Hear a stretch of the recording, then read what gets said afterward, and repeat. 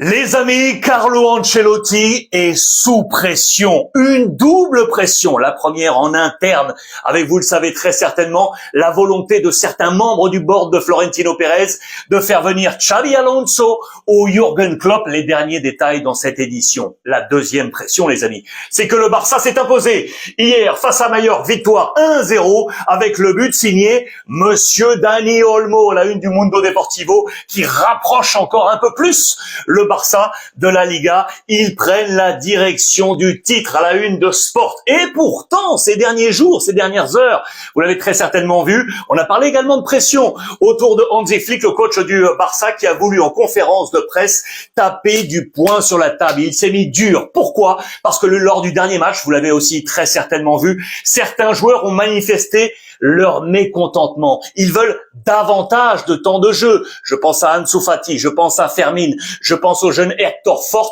On a parlé également, éventuellement, de Ferran Torres. Il s'est mis face à la presse pour répondre par rapport aux demandes, aux plaintes de certains joueurs. Là, on parle de sa capacité de gestion, d'ailleurs, lors des derniers entraînements, avant le match. Regardez ces images. Il a discuté notamment ici avec Ferran Torres. Je vous rappelle que pas de Lewandowski, blessé pour au moins 3 semaines, c'est à suivre.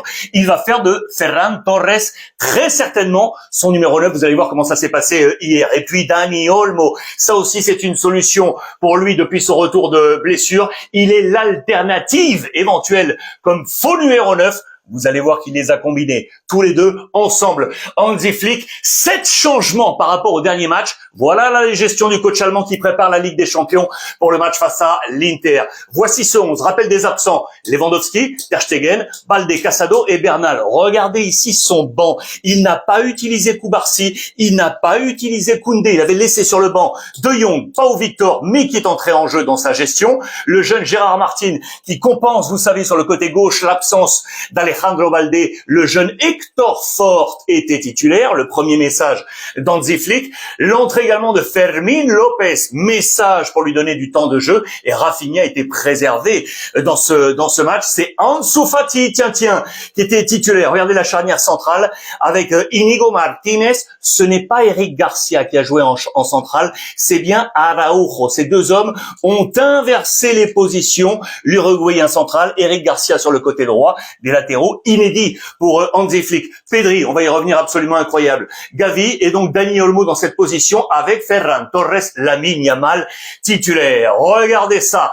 La réponse, elle est donc venue de Dani Olmo, le but de la victoire. Pour l'homme stratège, c'est lui qui ramène donc le Barça vers le premier titre. Il est de nouveau un incontournable, vraisemblablement, dans le 11 d'Hansi Flick. Regardez ses notes. Dani Olmo qui prend un 7 intuitif. 7 sur 10. Regardez l'ensemble de ces notes avec donc les petits nouveaux, entre guillemets, qui sont entrés dans ce 11, notamment Ansu Fati, on va y revenir, et donc du temps de jeu pour ceux qui se plaignaient, entre guillemets, notamment, regardez, Hector Fort, qui prend un très bon 6. À noter, là, le 8 sur 10 pour Pedri. Il est lui aussi incontournable. Il a été l'homme fort. C'est la meilleure note.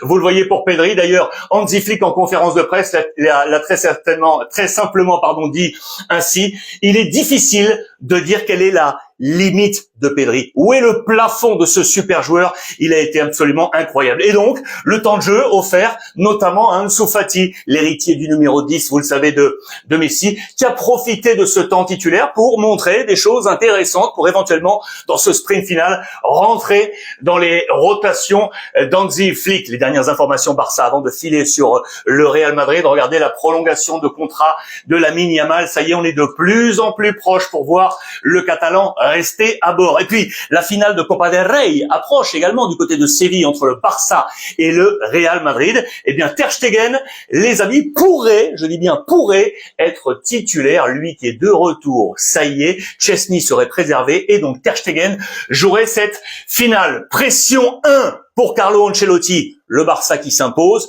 Pression 2 en interne donc, et regardez ce qui se passe, la une de Marca, avant le match de ce soir, on va y revenir, 21h30 face à Getafe. Si ils veulent un entraîneur avec un fouet, eh bien qu'ils aillent chercher autre chose. Vous le savez, c'est un pacificateur, c'est un homme de la gestion. Carlo Ancelotti, il se dit en interne qu'on aimerait voir des hommes à la poigne plus dure. Et voilà qui nous amène notamment vers Xabi Alonso. Les informations dans les colonnes de AS nous n'allons pas mettre de bâton dans les roues du coach pour éventuellement partir vers le Real Madrid. Ça, c'est un message, les amis, du CEO du Bayer Leverkusen, le club de Xabi Alonso, Fernando Carro, qui a été clair. Il y a une sorte de un pacte entre chevaliers. Regardez, c'est dans les colonnes de Marca également. Je vous rappelle que Xabi Alonso, ça fait 3 ans qu'il est au Bayer Leverkusen depuis octobre 2022 et il a encore une année de contrat avec le Bayer Leverkusen. Est-ce qu'il sera l'homme du choix éventuellement, au conditionnel, si Carlo Ancelotti s'en va? J'aimerais avoir votre avis là-dessus. Le deuxième homme, eh bien, c'est Klopp. Dans le board de travail de Florentino Pérez, il y a les partisans de Xabi Alonso, il y a les partisans également de Jürgen Klopp. Là, on parle davantage de la main de fer, bien évidemment, pour le coach allemand, vous le savez, qui est actuellement chez Red Bull. Va-t-il accepter cette mission? Ce qui est sûr, c'est qu'aujourd'hui, c'est le moment Ancelotti. Il a 19 jours à date pour renverser la vapeur avec le double affrontement face au FC Barcelone en finale de Copa del Rey et en Liga. C'est un temps précieux pour lui et puis remonter en Liga avec ce soir donc le match face à Getafe, les amis. Pas de Kylian Mbappé, je vous le rappelle. Il est blessé. Mendy, Carvajal, Militao pour l'accompagner parmi les absents. Voici quel serait le 11 de départ.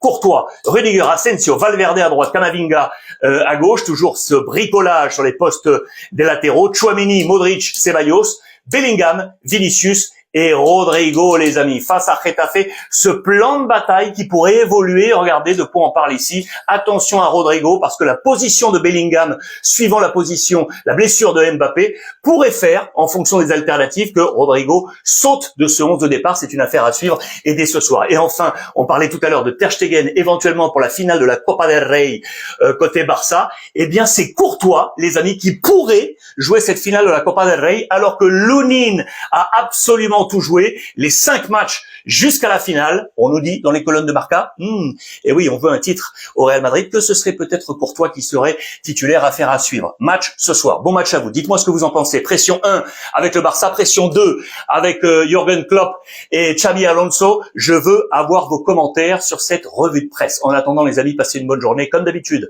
et profitez des vôtres.